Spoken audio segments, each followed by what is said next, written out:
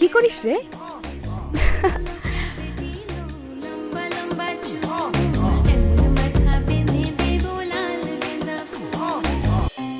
কি করলি রে? টিকটক ভিডিও বানাই। কি করবি এই ভিডিও? ইন্টারনেটে দিবি? টিকটকে দিব মা। আগে বলবি না, আমার কেমন লাগতেছে জানো। আরে তুমি তো সেই টিকটকার, আগে জানতামই না। আর দেখবা এই ভিডিওতে কত লাইক আসে। এইসব লাইক দিয়া কি করবি আম্মা? তোরে তো সবাই কত লাইক করে।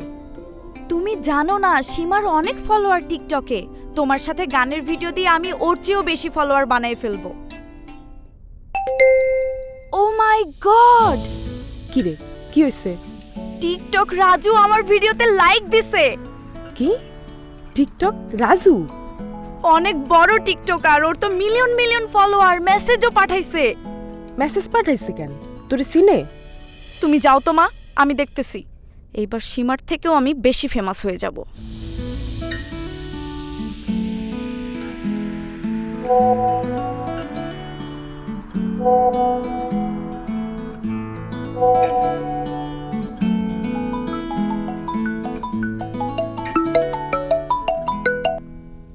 কিরে, ফোন ধরতে এত সময় লাগে? কি বলবি? তাড়াতাড়ি বল, কাজ আছে। বুঝলাম তোর ফলোয়ার বেশি, তাই বলে এত ঢং করবি? ফালতু কথা রাখ, কি বলবি বল। টিকটক রাজু আমারে মেসেজ করছে, দেখা করবে আমার সাথে। কি মনে করতেছিস নিজেরে?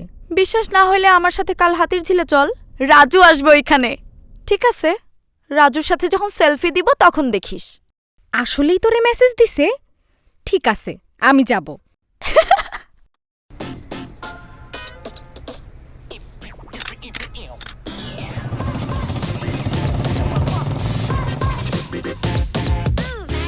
হাই রাজু। আরে তুমি তো সামনাসামনি হেভি কিউট। কিউট হয়ে কি লাভ? আমার তো টিকটকে অত ফ্যান ফলোয়ার নাই। আমার লগে একটা ভিডিও বানাও, দেখবা রাতারাতি ফেমাস হয়ে যাবা।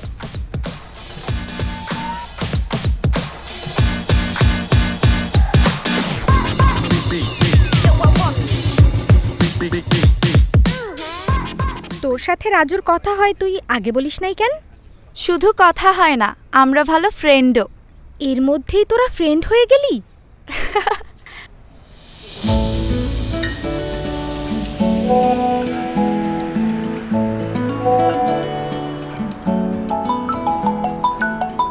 হ্যালো, শুনো, আমরা একটা ট্যুরে যাব, বুঝছো? ট্যুর? কোথায়? কুষ্টিয়া, লালনের মাজারে। ওমা, ওইখানে গিয়ে কি করব? পুরো টিম যাবে না, আমরা জাস্ট কয়েকজন গাড়ি ভাড়া করছি, ঘুরবো আর ভিডিও বানাবো। কিন্তু এত দূরে বুঝতেছি না বাসায় কি বলবো। শোনো, ফেমাস হতে চাইলে এসব করতেই হইব। বাসা কি বলবা আমি জানি না, না করতে কিন্তু পারবা না। গাড়ি ম্যানেজ হয়ে গেছে, চাইতেই হইব। এখন আমি রাখলাম।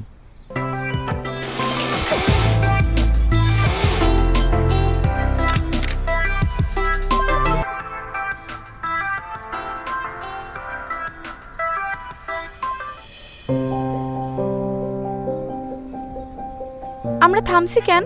আর যশোর বর্ডারে কি করতেছি আমরা? তুমি না বলছিলে কুষ্টিয়া যাব আমরা?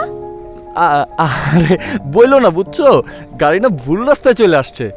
এখন রাইট রাস্তা বাইর করছি, বেশিক্ষণ লাগবো না। দেখো রাজু, আমি এমনিতেই আসতে চাই নাই, তুমি জোর করলা বলেই আসলাম। এখন রাস্তায় হারাই ফেলছো। আরে টেনশনের কিছু নাই তো, ইচ্ছে করে আসছি নাকি? রাস্তা ভুল হইছে। আরে তুমি ঠান্ডা হও, দাঁড়াও একটা কোল্ড ড্রিঙ্কস নিয়ে আসি তোমার লেগা।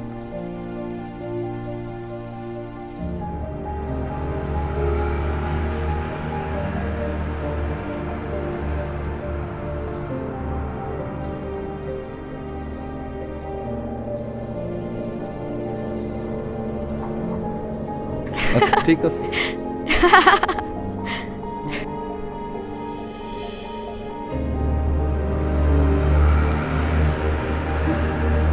আমি কই? দরজাটা খোলেন, দরজাটা খোলেন।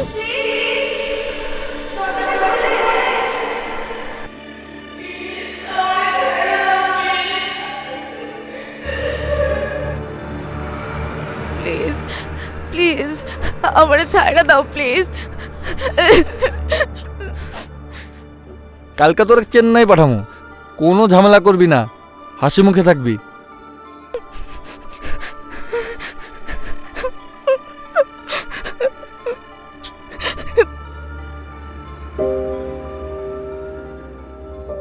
মাকে অনেক মিস করি।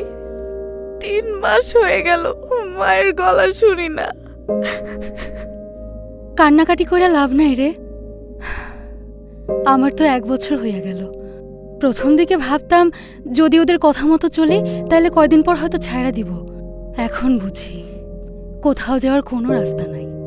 ওই অনেক হইছে, চল এবার, ভাই কল দিতেছে। আজকে যাই।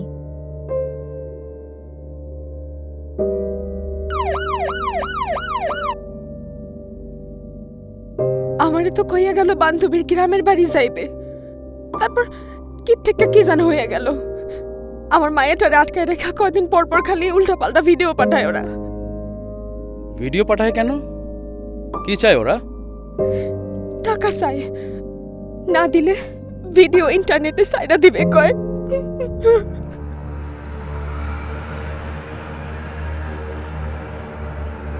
কি হয়েছে তোমাদের?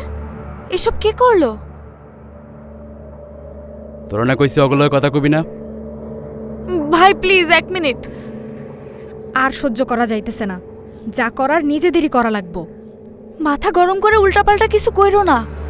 উল্টাপাল্টা না, প্ল্যান করা আছে। তোমার হাতটা দাও। ম্যাপ আইকা দিলাম, এই ম্যাপ ধইরা আগালেই হবে। তোমার কি মাথা খারাপ হয়েছে? আমার ভয় করে। ভয় পেয়ে আর লাভ নাই, বাঁচার আর কোনো রাস্তা নাই। আগামী রবিবার রাতে ম্যাপ দেখা চলে আসবা। ওই অনেক হইছে, চল এবার, ভাই কল দিতেছে।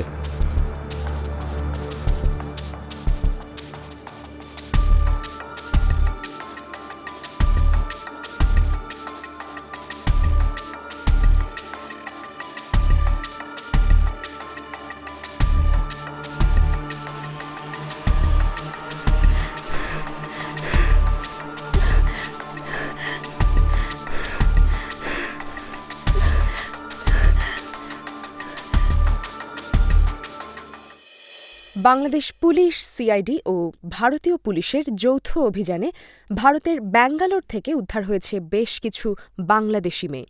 টিকটক সেলিব্রিটি বানানোর ফাঁদে ফেলে ভারতে বিক্রি করে দেওয়া হয় মেয়েদের।